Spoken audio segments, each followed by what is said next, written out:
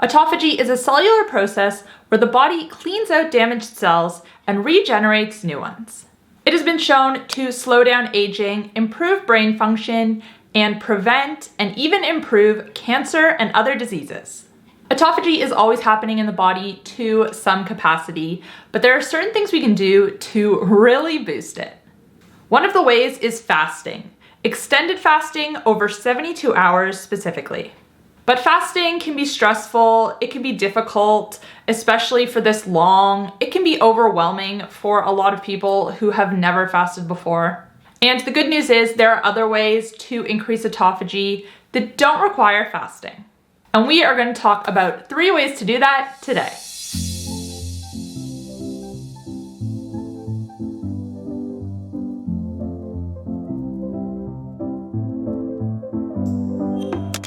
Hey guys, welcome back to my channel. If you're new here, my name's Kate. I'm a certified health and nutrition coach. I post videos here on YouTube twice a week talking all things insulin resistance, weight loss, sleep, and more. So if you're ready to take control of your metabolic health, make sure to click that subscribe button. And you can also find me on TikTok and Instagram where I share new posts every single day. Autophagy has become a pretty hot topic in recent years, especially when it comes to longevity.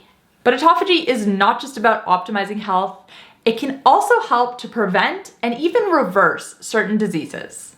In general, autophagy decreases as we age. So this means that the amount of damaged cells can increase. And this might be part of the reason for other diseases that are associated with aging. Autophagy has also been shown to reduce inflammation and fight infection. And even though autophagy does decrease as we age, everyone, no matter of your age, has the ability to increase it. And we're going to talk about 3 ways to do that today. Number 1 is to eat keto. The keto diet is a way of eating that is very low in carbohydrates and high in fat. And it is well known that keto mimics a lot of the benefits of fasting, including autophagy. When you are eating a keto diet, your insulin is low because you are limiting the foods that have the greatest insulin response. Carbohydrates. Now, I talk a lot on my channel about insulin and insulin resistance. I won't get too into it today, but if you want to know more about that, I'm going to link a video above. When we eat, insulin increases and glucagon, which is the counter hormone, decreases. Insulin is released and it helps to shuttle the excess energy in our bloodstream to our cells. When insulin is high, our body is in fat storing mode. Glucagon is triggered in the opposite way. When you haven't eaten for a while, glucagon increases and it triggers your body to release stored energy. Glucagon is also a trigger for autophagy. So because carbohydrates cause the biggest release of insulin, this suppresses glucagon. And this is why high insulin reduces autophagy significantly. So anytime you eat a meal that is very high in carbohydrates, you're downregulating autophagy significantly. Now, if you eat a low-carb ketogenic diet, a lot less insulin is needed, and autophagy is going to be activated regularly. Tip number 2 is to prioritize sleep. Autophagy also increases when we sleep, and this makes sense to a certain degree because obviously while we're sleeping, we're fasting, we're not eating. Insulin's low, glucagon, it's gonna go up. But the quality of our sleep also matters.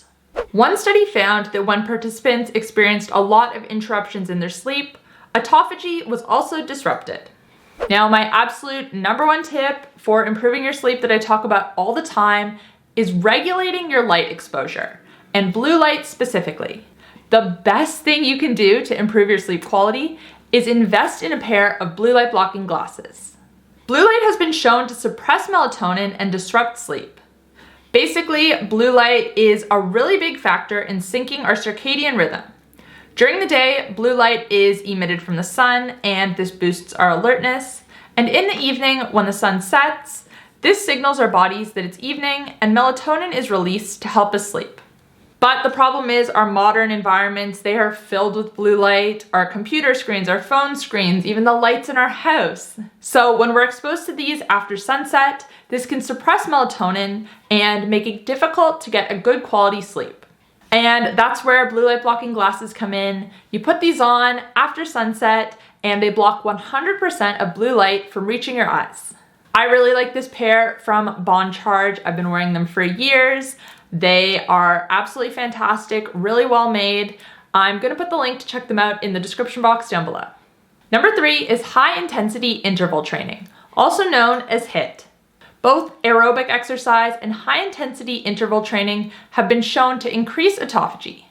Aerobic exercise is basically cardio, so any type of exercise that's low impact that you can sustain your pace for a long period of time. Think jogging, think walking, think cycling, anything like that. But high intensity interval training, also known as HIIT, might give you more bang for your buck. This type of training involves sprinting for short periods of time, resting for short periods of time, and repeating. Generally, you only have to do this for a short amount of time, think 10 to 20 minutes, and you get a lot of the benefits of aerobic exercise, including autophagy. Now, I will note that with HIIT, you also don't need to be doing it every day. Once a week or once every 10 days is enough to reap the benefits.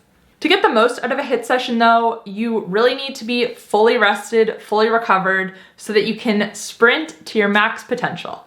Anyways guys, that's all I have for you today. So to recap, number 1, eat a keto diet. Number 2, prioritize your sleep. And number 3, do HIIT training. You can do one of these, you can do all of them, but let me know in the comment section down below which you're gonna try first. If you did enjoy this video, you might also enjoy my video on signs and symptoms of an iodine deficiency, which you can check out here. A lot of people don't realize they're deficient in iodine, so highly recommend that video. If you want to catch up on my most recent upload, you can find it here. And if you want to check out my coaching programs, including my 7-day keto crash course, you can check that out here. Thanks guys, I'll see you next time. Bye.